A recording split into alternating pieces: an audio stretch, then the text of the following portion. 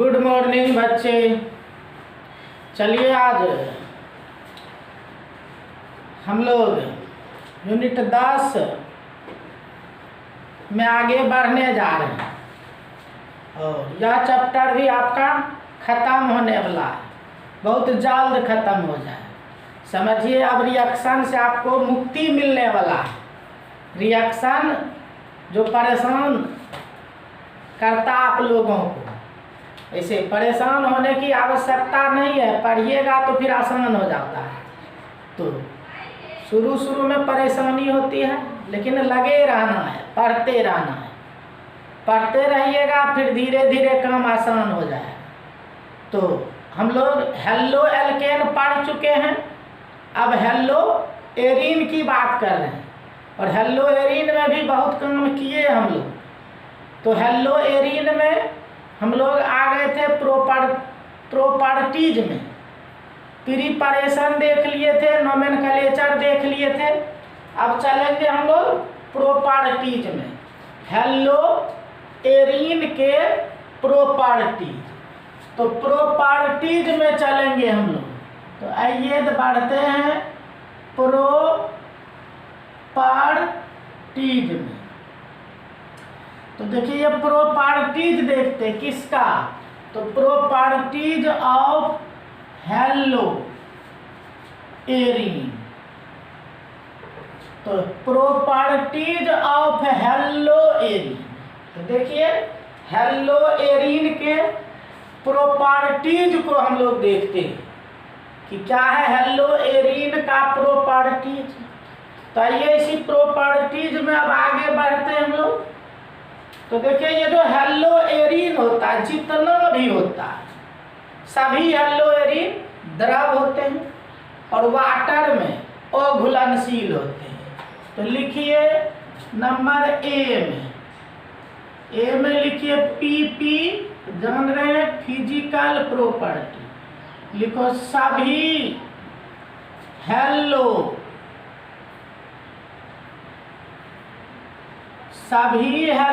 Arene द्रव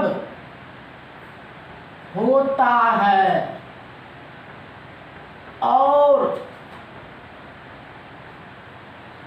water में अघुलनशील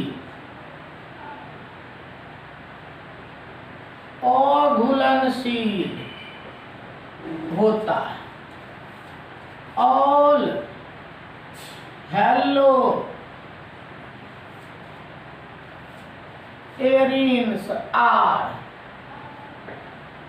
लिक्विड एंड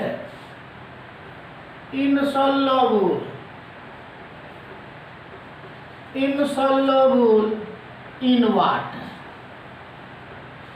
तो सभी हेलो एरीन लिक्विड होता है, सभी हेलो एरीन लिक्विड होता है और वाटर में अघुलनशील होता है।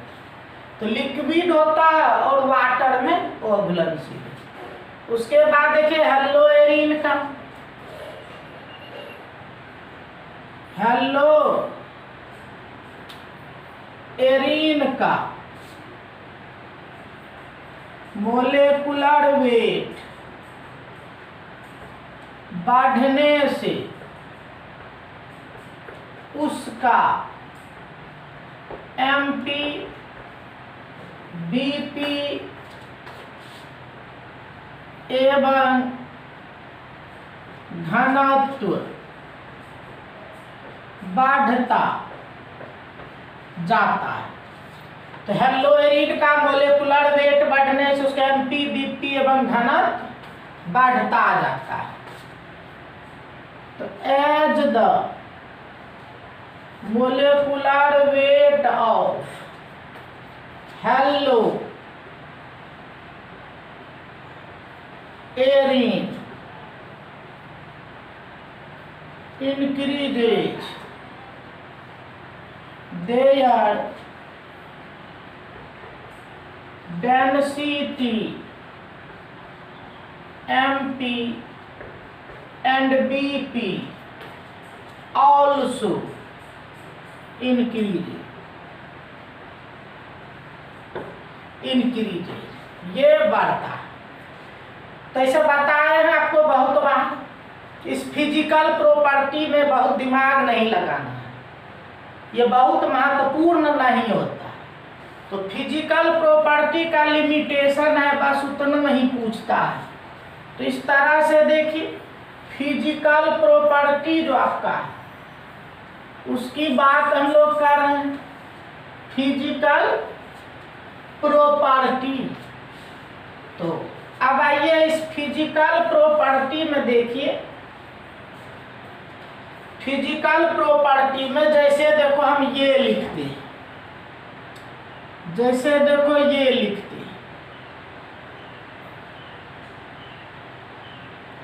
ये लिखे,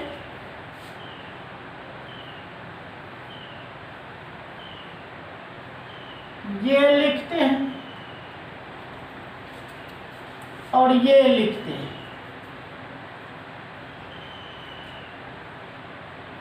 ये लिखते हैं।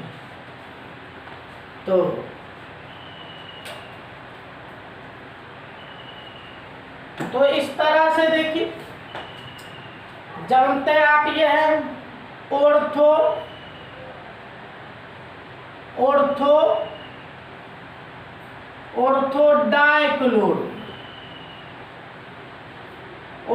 डाइक्लोरोबेंजीन,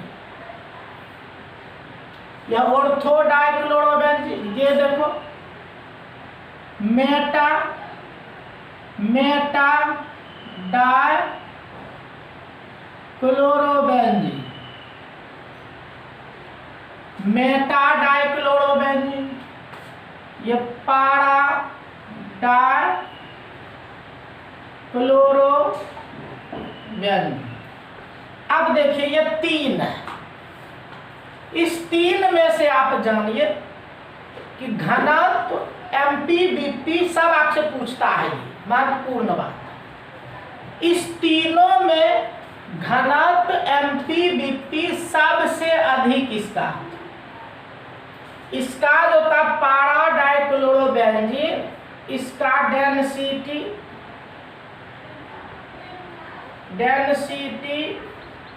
एमपीबीपी मैक्सिमम, मतलब अधिकतम होता है। यानी जो पारा डाइक्लोरोबेंजीन है, पारा डाइक्लोरोबेंजीन का डेंसिटी हुआ, एमपी हुआ, बीपी हुआ, ये सब मैक्सिमम होता है। किसका? तो पारा डाइक्लोरोबेंजीन का। कहिएगा सर ऐसा होता क्यों? तो जानिए इसका, इस दोनों की तुलना में इसका जो होता अधिक होता है। याद कीजिए, बहुत बार आपको बताया कि पैकिंग जो होता है, डेंसिटी बता घनत्व, जिसका अर्थ होता है घनत्व, जितना घनत्व होता है घनत्व उतना ही अधिक होता है। तो घनत्व कब होगा? तो जब नजदीकी पैकिंग हो, क्लोजली पैक्ड हो।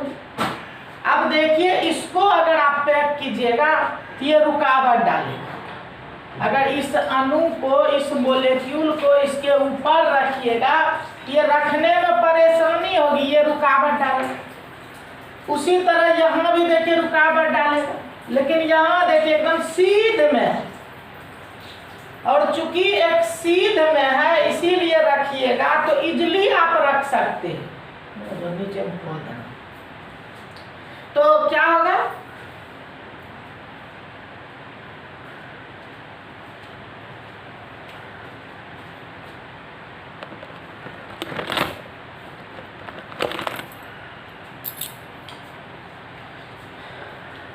तो देखिए क्या बताया कि यहाँ क्या होगा, अगर आप पैकिंग कीजिएगा, ऐसे मोलेक्यूल को अगर एक दूसरे के ऊपर रखिएगा, देखिए पूरा सीध में है, आराम से आप रखते चले जाइएगा। यहाँ देखिए आसानी से रखना संभव नहीं होगा, ये रुकावट पैदा करे, यहाँ भी रुकावट पैदा। तो सोचिए क्या हुआ कि यहाँ जो रखिएगा आप बहुत आसानी से रख सकते एक दूसरे के ऊपर, कोई रुकावट नहीं है, इसलिए क्लोजली पैकिंग होगा और क्लोजली पैकिंग होगा, इसीलिए इसका जो है डेंसिटी MPBP क्या होता है, मैक्सिमम होता है। तो अगर कारण आपसे पूछे तो कारण भी आप कह सकते हैं, कारण भी कह सकते हैं क्या कि ऑर्थो मेटा एवं पारा डाई क्लोरो बेंजीन में, ऑर्थो मेटा एवं पारा डाई क्लोरो बेंजीन में पारा डाई क्लोरो बेंजीन का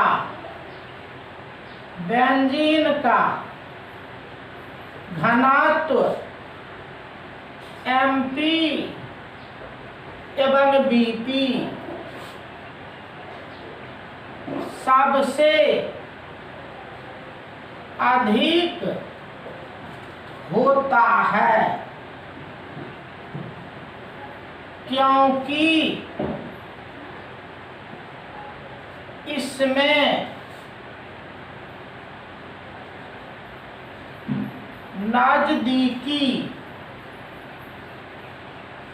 नजदीकी बंधन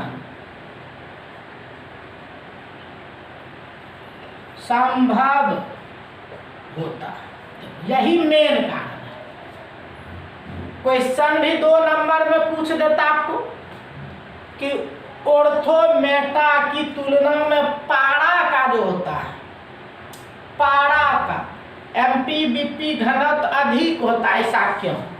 तो आप बहुत आसानी से आंसर कर सकते हैं और समझ भी गए होंगे। यहाँ देखो नजदीकी पैकिंग नहीं होगा, यहाँ नहीं होगा, यहाँ बिल्कुल सीध में है, आराम से रखते जाइए बैठते जाएगा, इसीलिए यहाँ काफी घना पैकिंग होगा, इसीलिए इसका सब कुछ क्या होता है, ये अधिक होता है। तो इस तरह से हम लोग ये देखें, बात समझ भी गए होंगे आप। तो ये था आपका ऑर्थोमेटा एवं पारा में पारा का जो MPBP और घनत्व होगा सबसे अधिक होगा। तो इंग्लिश में भी लिख दीजिए among ऑर्थोमेटा एंड पारा isomer of haloarene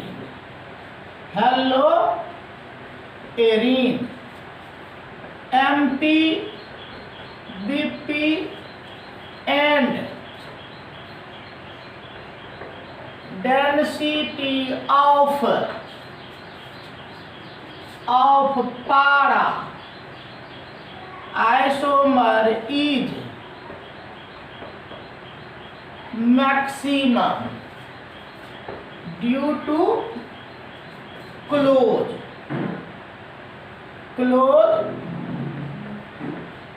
packing, due to close packing. ये जो क्लोज पैकिंग होगा, नजदीकी पैकिंग होगा, जिसके कारण इसका क्या होगा, अधिकतम हो जाएगा। किसका जी, पारा वाले का।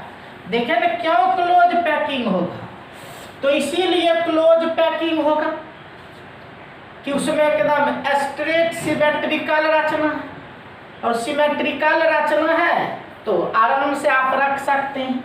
तो ये था आपका फिजिकल प्रॉपर्टी। तो PP हम लोग देख लिए, फिजिकल प्रॉपर्टी देख लिए। अब आइए B में हम लोग चलते हैं, केमिकल प्रॉपर्टी। B माने CP, बहुत बार बोले केमिकल प्रॉपर्टी। तो केमिकल प्रॉपर्टी, आइए अब केमिकल प्रॉपर्टीज को देखते हैं। हेलोएरीन का केमिकल प्रॉपर्टी तो बहुत महत्वपूर्ण रिएक्शन है। तो इसमें देखिए 3 रिएक्शन आप एक साथ कर सकते हैं, जिसमें एक आप पढ़ चुके थे, काफी महत्वपूर्ण रिएक्शन। याद कीजिए, ये चीज बताए थे आपको, ये आपको अल्काइल हैलाइड, अल्काइल हैलाइड। और ये सोडियम मेटल लिए थे और फिर अल्काइल हैलाइड लिए थे। तो अल्काइल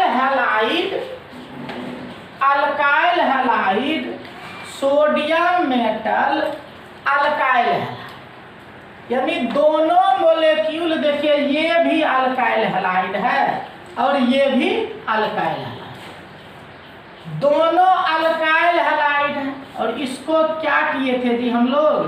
हीट किए थे। किसके उपस्थिति में? ड्राई ईथर की उपस्थिति।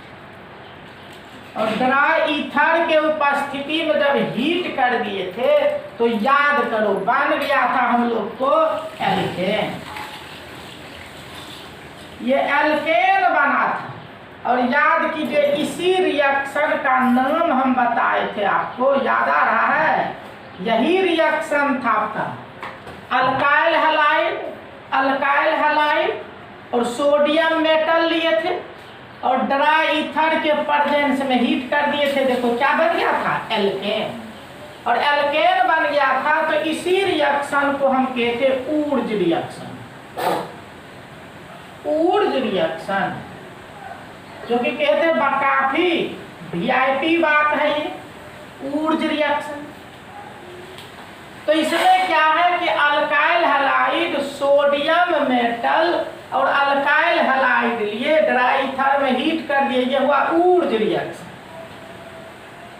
लेकिन इसी में देखो एक ले लेते हैं अल्काइल हैलाइड, सब सेम होगा। अल्काइल हैलाइड ये सोडियम होगा, लेकिन इधर हो जाएगा फिनाइल हैलाइड। ये अल्काइल हैलाइड सोडियम ली, ये फिनाइल हैलाइड ये ले ली। तो देखिए क्या लिए? एक दो अल्काइल हैलाइड और एक दो फिनाइल हैलाइड। अंतर देखिए क्या? एक अल्काइल हैलाइड एक फिनाइल हैलाइड लिए और ये सेम रिएक्शन करेंगे उसी तरह से, सेम लेंगे ड्राई ईथर और ड्राई ईथर। तो देखो इसमें बन जाएगा आपका फिनाइल हैलाइड। ये देखो यहाँ बना के दिखाएंगे भी फिनाइल हैलाइड। तो इसमें देखो क्या बना? इसमें एल्केन बना, जो आप पीछे लंबे चौड़े से देख चुके हैं, दो अल्काइल ग्रुप जुड़ जाता।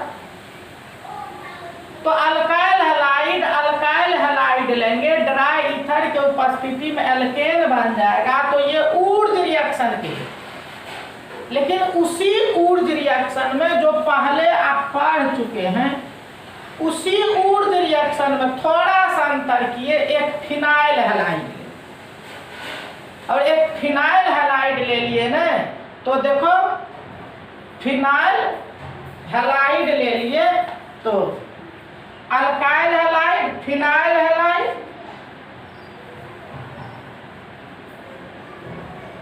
तो देखो बन जाएगा अल्काइल बेंजीन। क्या बनेगा? Alkyl benzene. दिखाएंगे अभी कैसे बनता। तो जब अल्काइल बेंजीन बनता तब ये कहते हैं आपको, ये ऊर्ज रिएक्शन, इसको कहते हैं ऊर्ज फिटिंग रिएक्शन।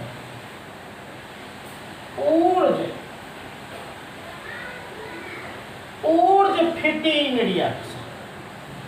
देखो एक है ऊर्ज रिएक्शन, ये हुआ ऊर्ज रिएक्शन। और ये आपका हुआ ऊर्ज फिटिंग रिएक्शन। देखिए ऊर्ज फिटिंग रिएक्शन। अब देखिए अंतर क्या हुआ? अगर ऊर्ज रिएक्शन में कहिएगा तो ऊर्ज रिएक्शन में केवल अल्काइल हैलाइड का 2 मोलेक्यूल भाग लेना तो केवल अल्काइल हैलाइड का 2 मोलेक्यूल भाग लेगा तो वो ऊर्ज रिएक्शन है। लेकिन ऊर्ज फिटिंग रिएक्शन में क्या हो, एक अल्काइल हैलाइड होगा एक फिनाइल हैलाइड होगा, तो उसको कहेंगे ऊर्ज फिटिंग रिएक्शन। और इसमें बनेगा आपका अल्काइल बेंजीन, जो अभी हम दिखाएंगे भी। ये अल्काइल बेंजीन बनेगा इसमें, तो ये अल्काइल बेंजीन हो जाए।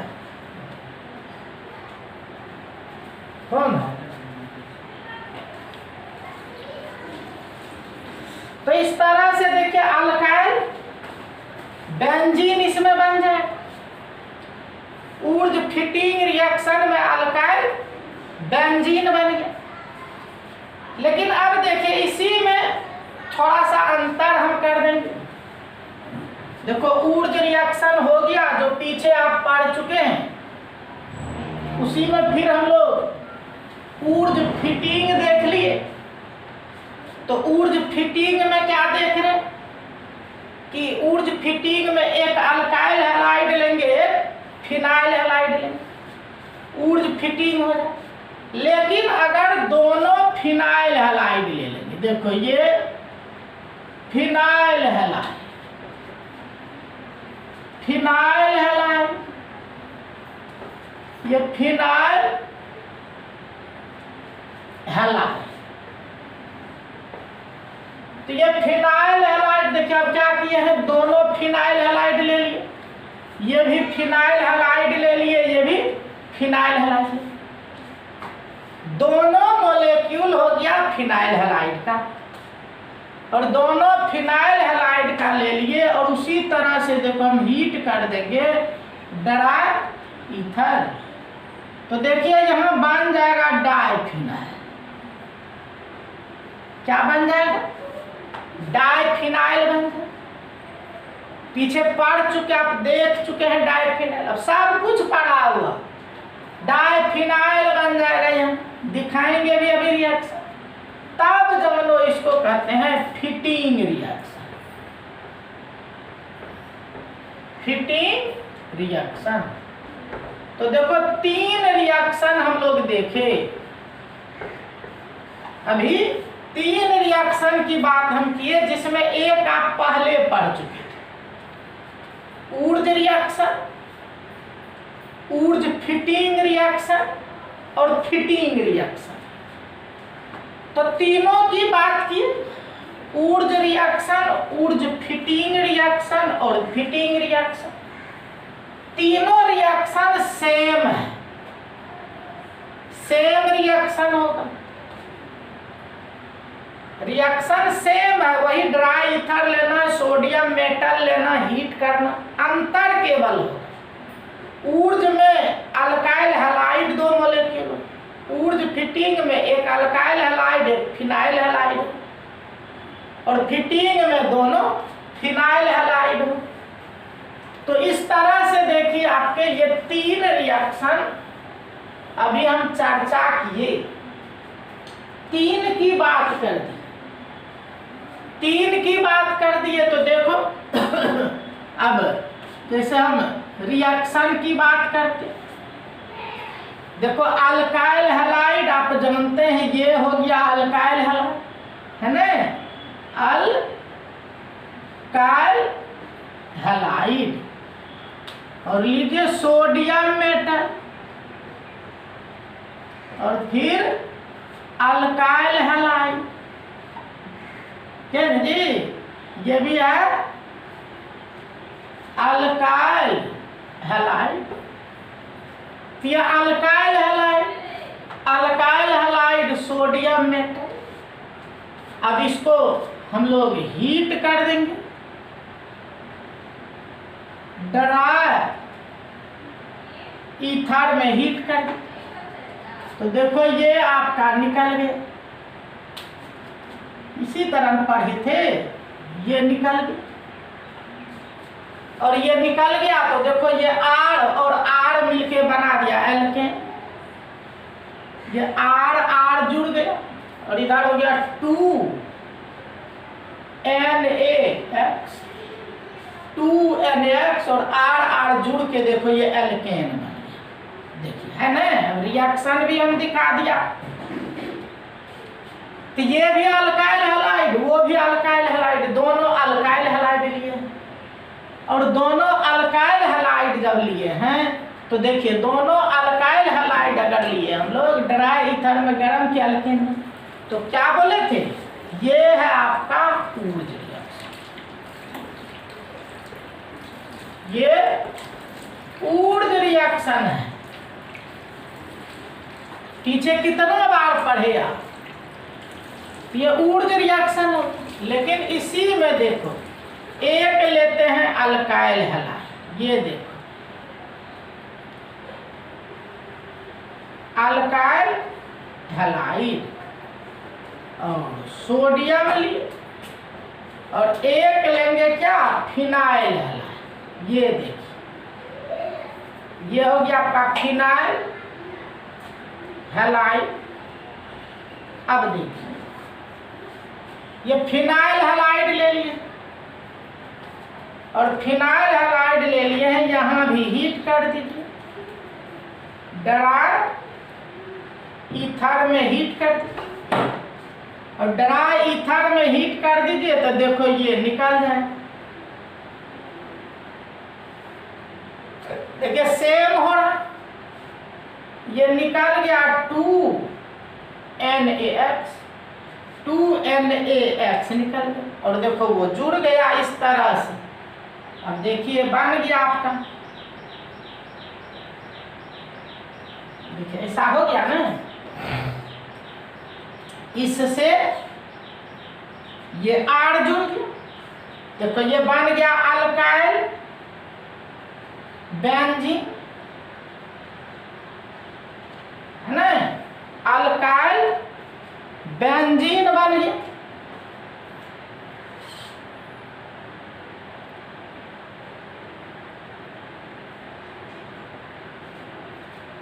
तो इस तरह से देखिए आपके अल्काइल बेंजीन बन गया, और अल्काइल बेंजीन बन गया तो देखो ये कौन रिएक्शन हुआ,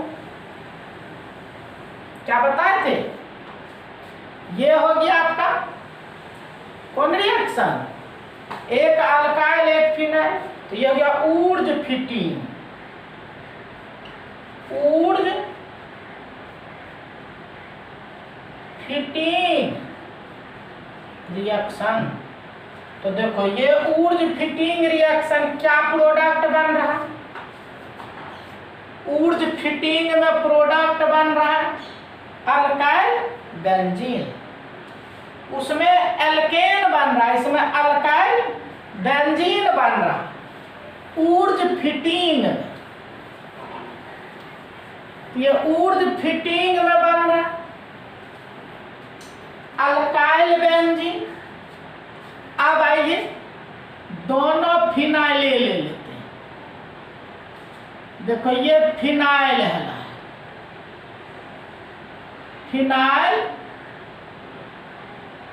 हैलाइड,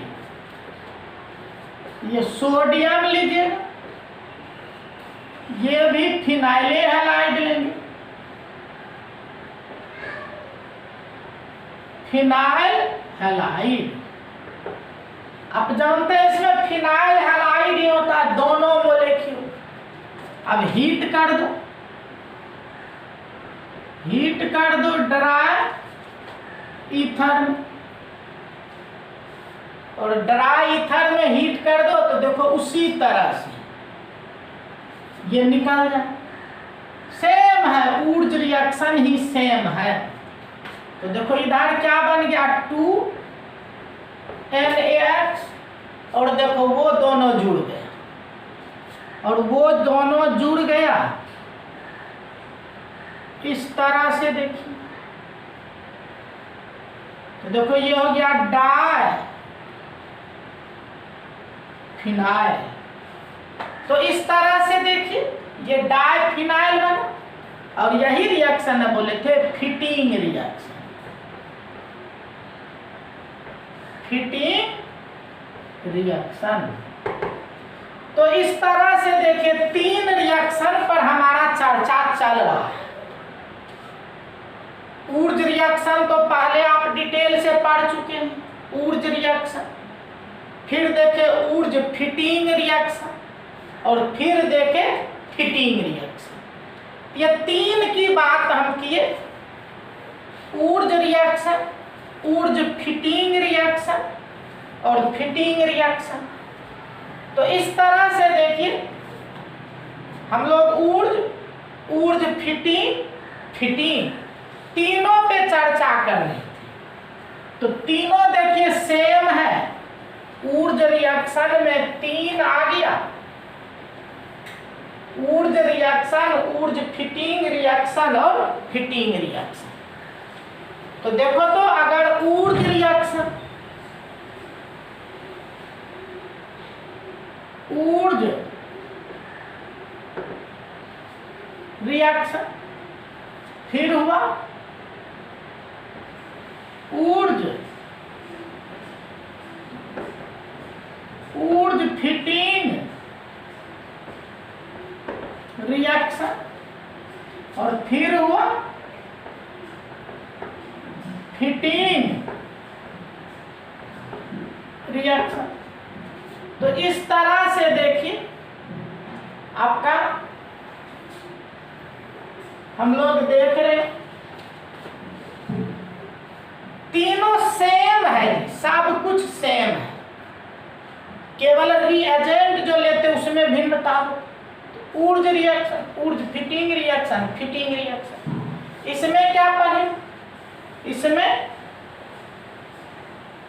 दोनों मोलेक्यूल अल्काइल हैलाइड होता है, इसमें दोनों मोलेक्यूल अल्काइल हैलाइड होता है। एक अल्काइल हैलाइड और एक फिनाइल हैलाइड होता है। इसमें एक अल्काइल हैलाइड, एक फिनाइल हैलाइड, इसमें दोनों फिनाइल हैलाइड होता है, दोनों फिनाइल हैलाइड होता है। ये इसमें दोनों मोलेक्यूल अल्काइल हैलाइड होगा, इसमें एक अल्काइल हैलाइड एक फिनाइल हैलाइड होगा, इसमें दोनों फिनाइल हैलाइड, और इसमें एल्केन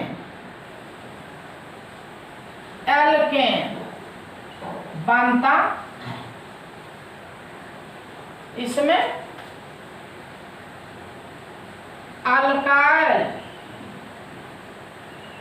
अल्काइल बेंजीन बनता है, इसमें डाई फिनाइल बनता है। तो इस तरह से देखिए मेन जो डिफरेंस है यही, ये भी हम एक जगह करके लिख दिए। तो देखिए तभी से बहुत समय हम दिए इसमें, Wurtz reaction, Wurtz fitting reaction और फिटिंग रिएक्शन। अब तुलना भी कर दिए मेनली क्या डिफरेंस है। तो इसमें दोनों अल्काइल हैलाइड होगा, इसमें एक अल्काइल एक फिनाइल हैलाइड होगा, इसमें दोनों फिनाइल हैलाइड, प्रोडक्ट डाइफिनाइल बनेगा, ये अल्काइल बेंजीन बनेगा, ये एल्केन। तो इस तरह से आपको बता रहे थे हम Wurtz reaction, Wurtz fitting reaction और फिटिंग रिएक्शन। चलिए अब ध्यान में रखिएगा क्या अंतर है। तो इस तरह से देखिए ऊर्ज रिएक्शन, जैसे हम ले लेते हैं CH3Cl 2Na ClCH3 क्या ले लेंगे, ड्राई ईथर गर्म कर देंगे। तो देखो ये निकल गया और ये निकल गया, CH3 जुड़ गए, CH3 प्लस 2 NaCl। देखो ये इथेन बन गया। क्या बन गया, इथेन। और ये कौन रिएक्शन है, देखो दोनों अल्काइल हैलाइड भाग ले, इसीलिए ये रिएक्शन आपका ऊर्ज रिएक्शन। तो ऊर्ज रिएक्शन, लेकिन एक देखो लेते हैं, ये देखिए लिए क्लोरोबेंजीन, क्लोरो, और ये तो जान रहे मिथाइल क्लोराइड। अब क्लोरोबेंजीन लिए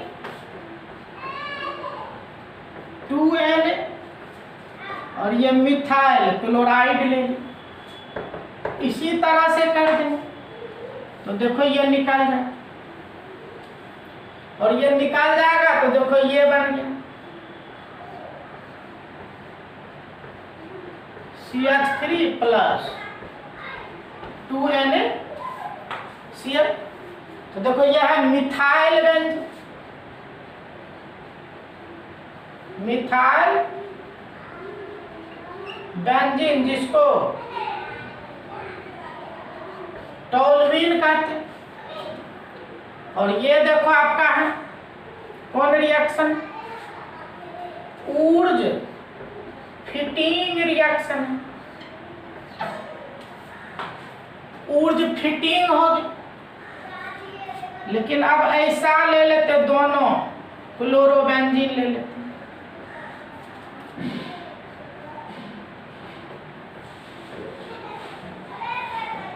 देखो ये ले ली, इसी तरह से करेंगे। देखो ये निकल गया, ये निकल गया तो देखो ये बन गया,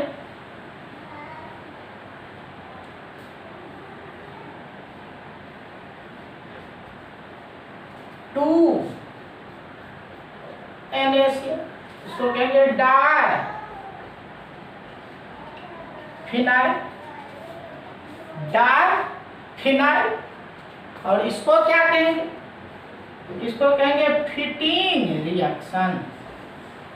तो इस तरह से देखिए ऊर्ज रिएक्शन हुआ, ऊर्ज फिटिंग रिएक्शन हुआ और फिटिंग रिएक्शन।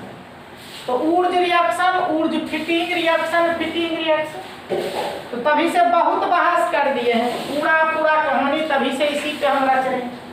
तो तीनों बताए, Wurtz reaction, Wurtz fitting reaction, fitting reaction, दोनों में तुलना भी कर दिए, रिएक्शन भी दिखा दिए, सब कुछ बहुत बेहतर ढंग से आपको बता दिए। अब संभालिएगा, ऐसे कोई अंतर नहीं है, केवल इतना कह देते कि ऊर्ज में केवल अल्काइल हैलाइड, ऊर्ज फिटिंग में अल्काइल और फिनाइल, और फिटिंग में केवल फिनाइल होता है, तो काम हो जाता है। लेकिन चलिए फिर भी हम डिटेल से काम को कर दिए। ये तीन की बात हो गई, Wurtz reaction, Wurtz fitting reaction, fitting reaction. तीन देखे आप, ऊर्ज फिटिंग, फिटिंग और ऊर्ज, तीन। अब चलिए नंबर 4 देखते हैं, ये तो आप जानबे करती हैं। नंबर 4 आ जाइए, विथ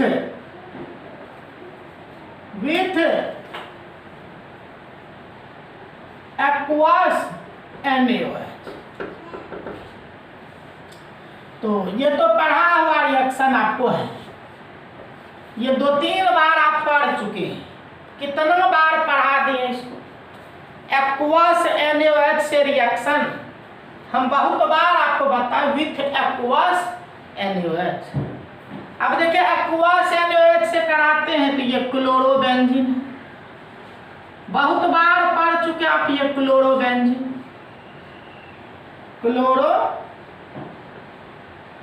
क्लोरोबेंजीन। और रिएक्शन कराएंगे किससे जी, एक्वास NaOH, ये 300 ATM पर होता है और 350 डिग्री C पर होता है। ये Cl Na के साथ चला जाता है, NaCl निकल गया ये NaCl, बच गया क्या OH, OH यहाँ पर आके जुड़ जाता है। ये नई बात नहीं है, पढ़ चुके हैं, कितना बार पढ़ा दिए। देखो ये बन गया फिनोल। इस तरह से देखिए फिनोल इसमें बनता, क्लोरोबेंजीन से फिनोल बना दिए।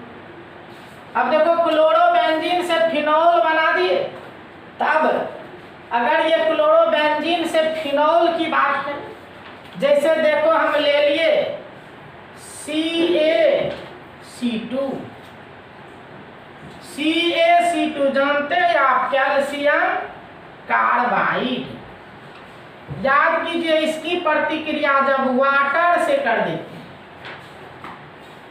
कैल्शियम कार्बाइड की प्रतिक्रिया वाटर से कर देते हैं, तो आप जानते होंगे जी एसिटिलीन बन जाता है। क्या बनता है? एसिटिलीन। और इस एसिटिलीन को Cu ट्यूब में गुजार देंगे तो याद होगा बेंजीन बन जाता है। देखिए ये बेंजीन बन गया। कैल्शियम कार्बाइड लिए, जल से प्रतिक्रिया करा दिए, एसिटिलीन बन गया और एसिटिलीन को कॉपर ट्यूब में घुसा दिए, बेंजीन बन गया। अब याद कीजिए ये जो बेंजीन है, इस बेंजीन की प्रतिक्रिया Cl2 से कराए थे। कहाँ? तो इन डार्क, अंधेरा। बेंजीन की प्रतिक्रिया क्लोरीन से कराए थे अंधेरा में, एनहाइड्रस AlCl3 और एनहाइड्रस FeCl3। तो देखो बन गया था क्लोरोबेंजीन। तो इस तरह से देखिए हम कन्वर्सन टाइप से भी आपको बता दिए, कन्वर्सन की भी बात हो गई। कैल्शियम कार्बाइड से बना दिए फिनोल, तो कैल्शियम कार्बाइड से एसिटिलीन, एसिटिलीन से बेंजीन बना दिए, बेंजीन को ये कर दिए क्लोरोबेंजीन बन गया और क्लोरोबेंजीन का एक्वस NaOH से कर दिए, देखो फिनोल बन गया। तो इस तरह से आप बना सकते हैं, बेंजीन से फिनोल बना सकते हैं, क्लोरोबेंजीन से फिनोल बना सकते हैं, एसिटिलीन से फिनोल बना सकते हैं, कैल्शियम कार्बाइड से फिनोल बना सकते हैं। तो फिनोल बनाने का डिफरेंट स्टेप हम यहाँ आपको बता दें कि कैसे फिनोल बन जाएगा। तो ये फिनोल बनाने का कन्वर्सन भी हो गया। तो ये चलिए हम लोग देखें विथ 4 नंबर में, अब आइए 5 नंबर, क्लोरीनेशन।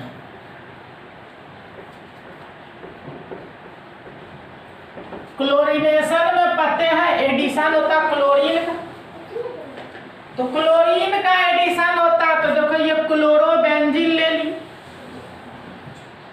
है ना, इसकी प्रतिक्रिया क्लोरीन से कराएंगे, क्लोरीन से कराएंगे एनहाइड्रस AlCl3 की उपस्थिति में। तो क्लोरीनेशन होगा, एक बार ऑर्थो पे जाएगा, एक बार पारा पे जाएगा। तो देखो ये प्रोडक्ट बनेगा, इस तरह से प्रोडक्ट बनेगा। देखिए ये प्रोडक्ट बने ऑर्थो डाइक्लोरो बेंजीन, ये कहेंगे पारा डाई क्लोरो, तो ऑर्थो डाइक्लोरोबेंजीन, पारा डाइक्लोरोबेंजीन। इस तरह से देखिए आपका क्लोरीनेशन हो, क्लोरीनेशन हो, फिर कहेंगे सल्फोनेशन, सल्फोनेशन। पते सल्फोनेशन में हम लोग सल्फोनिक ग्रुप जोड़ते है ना, सल्फोनेशन में सल्फोनिक ग्रुप जोड़ देंगे। देखो ये क्लोरोबेंजीन, याद करो जब भी सल्फोनेशन लेते हैं तो हम लोग लेते हैं कौन H2SO4 और H2SO4 को लिखेंगे HOSO3H। ये अब देखिए एक बार ऑर्थो से और एक बार पारा से ये OH वाटर बना दे, ये HOH वाटर बन गया, ये बन गया। एक बार देखो ऑर्थो पे चला जाएगा, ये देखो ऑर्थो पे चला गया SO3H और एक बार पारा पे चला गया। अब देखो ये हो गया और ये हो गया, तो देखो क्या होगा, ऑर्थो क्लोरोबेंजीन सल्फोनिक एसिड। यहां से देखिए हो जाएगा ortho chloro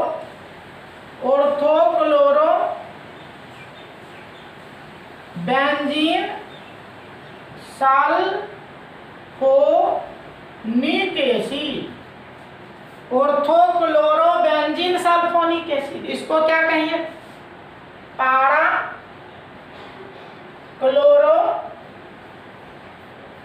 benzene sulphonic acid. तो इस तरह से देखिए ortho chloro benzene sulphonic acid, पारा क्लोरो बेंजीन सल्फोनिक एसिड। तो ये आपका हो गया सल्फोनेशन। तो क्लोरीनेशन हो गया, सल्फोनेशन हो गया। तो इस तरह से देखिए क्लोरीनेशन सल्फोनेशन हो गया, सल्फोनेशन। और ये लास्ट लिखो नाइट्रेशन।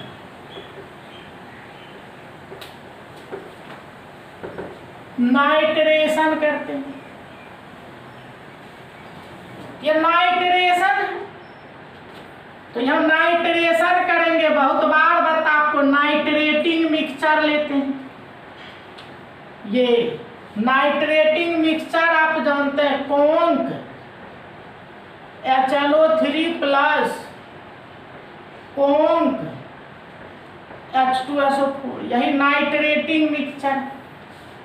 तो पता ये तो भाग लेता नहीं, ये भाग लेता। इसको लिखते हैं हम लोग HONO2 HNO3 HONO। तो देखो एक बार ऑर्थो पे चला जाए, एक बार पारा पे चला जाए, ClNO2 ClNO2। एक बार क्या हुआ, ऑर्थो पे नाइट्रो चला गया, एक बार पारा पर नाइट्रो चला गया। इस तरह से देखो ऑर्थो पे चला गया और पारा पे चला गया, नाइट्रेशन हो गया। नाम लिख सकते, ortho chloro nitrobenzene, ortho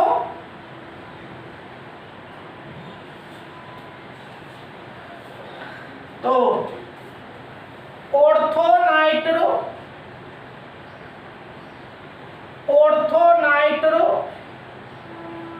chloro